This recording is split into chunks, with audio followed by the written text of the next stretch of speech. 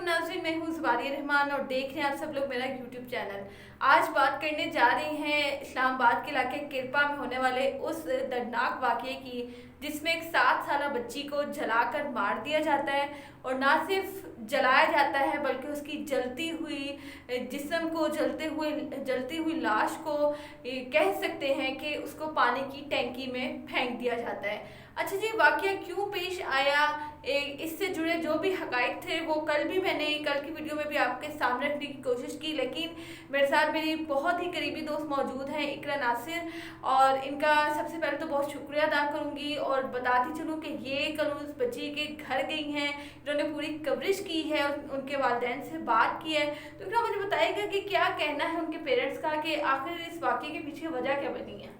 उनका ये कहना है कि वो लोग जो है वो किसी की ख़त्म पर गए हुए थे, सामने जो कुरान खानी करवाई हुई थी, तो सामने वो अपने बच्ची को भी लेके साथ जो है वो चली गई। जाने के बाद थोड़ी देर बाद जो है वो ऊपर छत से आग लगने की जो है ना वो मतलब धुआं उठता हुआ नजर आया। तो जो उनके फादर थे वो प्लस्तर का काम करते थे, तो बाहर की साइड में प्लस्तर का उन्होंने अपने घर से धुआं उठते देखा, तो उन्होंने कहा शायद जो है ना ये किसी को चावल वगैरह पसंद नहीं होंगे, तो उनके लिए जो है वो रोटी डाली जा रही है।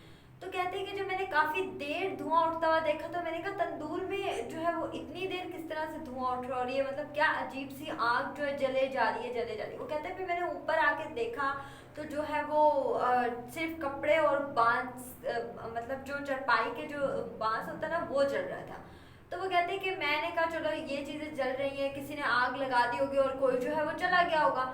लेकिन फिर उन्होंने कहा कि मतलब मैं देख के हैरान था कि कुछ, मैं नीचे गया, मैंने लोगों से बातें की तो मैं देख के हैरान था कि जो है ना कुछ लोग बात कर रहे थे कि मेरी बच्ची नहीं मिल रही, जो है ना मेरी बच्ची नहीं मिल रही। तो मैंने उनसे पूछा कि चलो इनकी बच्ची ढूंढते हैं। तो जब मैंने उनकी बच्ची ढूंढी तो वो बच्ची वाकई नहीं मिल रही थी। कुछ देर बाद जो है उस बच्ची की लाश जो है एक घर सामने जो है ना कंस्ट्रक्शन का काम चल रहा था, उसमें उसके नीचे जाकर एक जो है वो पानी इकट्ठा किया हुआ था एक जगह, मतलब उसे नाला कह सकते हैं आप। उसमें पानी भी कोई साफ नहीं था और उसमें उस बच्ची की लाश को फेंका गया था। फिर वहां से उस बच्ची की लाश को जो है वो निकाला गया। निकालने के बाद देखा गया कि घर का एक फर्द जो है वो गायब है। जब ये देखा तो उस घर के फर्द को ढूंढने की कोशिश की लेकिन वो नहीं मिला। फिर जो है वो पुलिस ने उसको तलाश किया।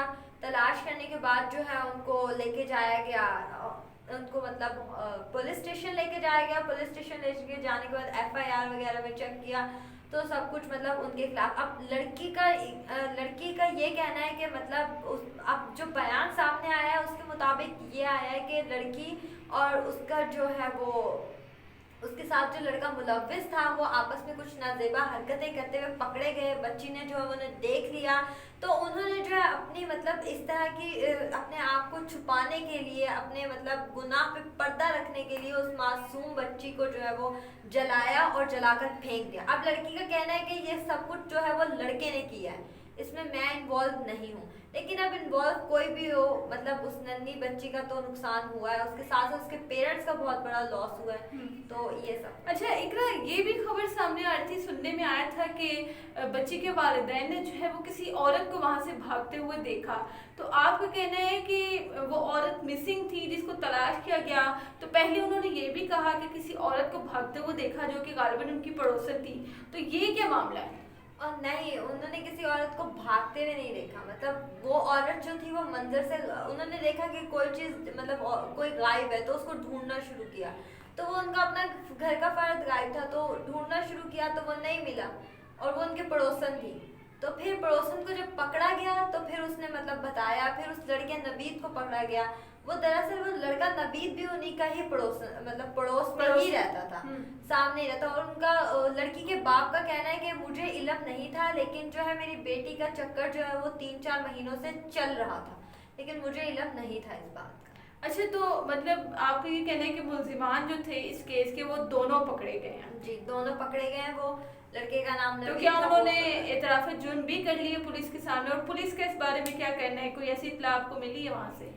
एतराफ़ जुर्म इस तरह से कर लिया उन्होंने कि लड़की कह रही है कि इस लड़के ने मारा है, मैं मुलव्विस नहीं हूँ। लेकिन वो वहां पर मौजूद तो थी, उसके साथ मौजूद थी। उसने एक लड़की को, एक बच्ची को अपने सामने जलते हुए देखा और उसने उसको बचाने के लिए कुछ नहीं किया। मतलब ये कि एक तो वो गुनाह कर रही है और उसके ऊपर उन्होंने कत्ल भी कर डाला है। अब जाहिर है आप वो यही कह सकते हैं ना कि इस जुर्म में मुलव्विस भी तो थे। जरूरी तो नहीं है कि आपने अगर जुर्म किया, जैसे इससे पहले भी हमने कई केसेस सुने थे। नूर मुकद्दम वाला सुना था कि जिसमें सिर्फ एक जाहिर जाफर को सिर्फ सजा नहीं हुई बल्कि उनके पेरेंट्स को भी हुई, उनके घर के मुलाजमीन को भी हुई, यानी कि जिसने भी मामनत किया है। तो फिर ये लड़की कैसे कह सकती है कि मैंने ये तो कुछ नहीं किया। अब देखिए, हर बंदा अपने आप को डिफेंड करने की कोशिश करता है और फिर मतलब वो इस वजह से कह रही हैं, खुद को डिफेंड कर रही हैं, जबकि सबको पता है कि इस सूरत हाल में डिफेंड नहीं किया जा सकता। लेकिन वो फिर भी खुद को डिफेंड करने की कोशिश कर रही है, जबकि लड़की के बाप का कहना है कि दोनों मुलव्विस हैं। लड़की के बाप का भी कहना है, मतलब मुलजिम के बाप का भी यही कहना है कि दोनों मुलव्विस हैं, और उस बच्ची के बाप का भी यही कहना है कि दोनों मुलव्विस हैं।